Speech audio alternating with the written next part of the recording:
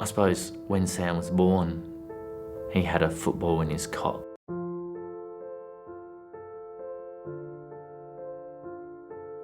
Sam grew up in the southern suburbs, Adelaide. We've lived in the same house since Sam was 1 year old. So he was born at Flinders and spent all his time down southern Adelaide. Sam was loyal and loving. I think are two of the best words you can use. Sam was just funny. He was clever. He knew he could be whatever he wanted to be. Very determined to succeed, but you know, in his own way, under his own terms, but not by treading over anybody on the way through. Yeah, Sam was very charismatic, and I think that was shown in how easily he could move into different friendship groups and grow in different groups. I think Sam was the one they looked up to, and whatever they were going to do, it was always, shall we do this, Sam? Sam, are we going to do this? So I think maybe a leader amongst his peer group as well. He could have played AFL if he'd have wanted to.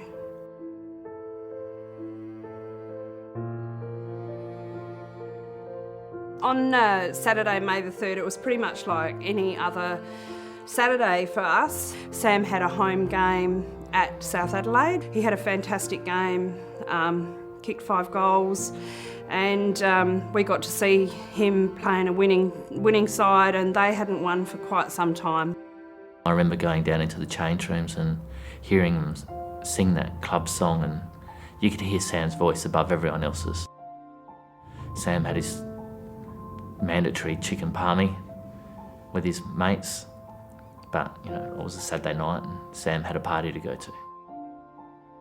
It seemed quite mellow at first. We knew the girl who was throwing the party, and Sam actually met us at the front door. Even for Sam, who was so happy and outgoing all the time, he seemed even happier that day for some reason. I think it would probably be to do with the game that he'd played that day, and as always, when Sam is around people that he was close to, it just brought the best out in him as well.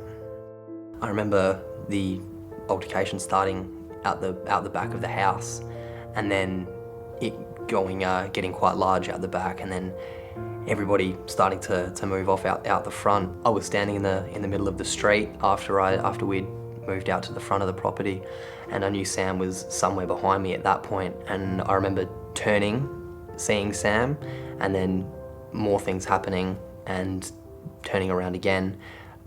Couldn't have been 30 seconds later in the same spot, but he was on the ground. I thought not a whole lot of it. I thought he must have been hit and he was going to get up in a moment, but it took a good few minutes to realise how serious the situation actually was. The phone rang and I felt really lucid, which is unusual for me because I have trouble waking up in the middle of the night. And I answered the phone, and it was Neil. Neil just said, Nat, you've got to get to the hospital. Sam's been knocked out.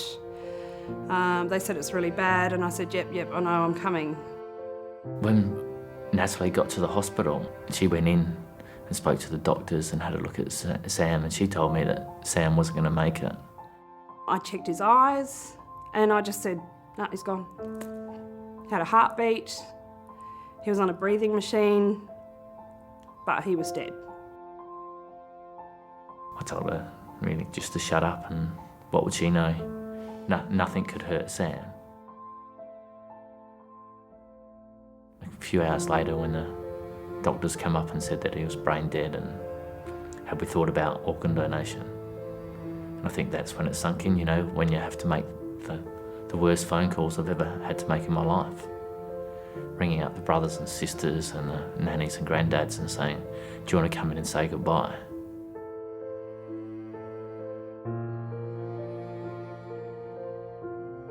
Alcohol played a huge part. If it was being used properly or not at all, I can be almost certain that nothing would have happened to Sam.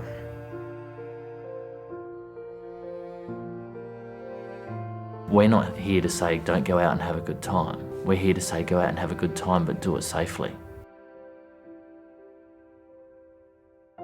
If we had our wish, alcohol companies would make sure that any marketing they do is only targeting very clearly people who are of age. There should be no misunderstanding or no misconception about what the consequences are of over and misuse of their product. We can't be saying to young people it makes you stronger, sexier, smarter, faster, or be able to fly, because it does none of those things. I think if I could say to anyone what to do for your kids, it'd be to spend as much time as you can with them, because you never know what's going to happen. And when you get home tonight, go and give them a hug.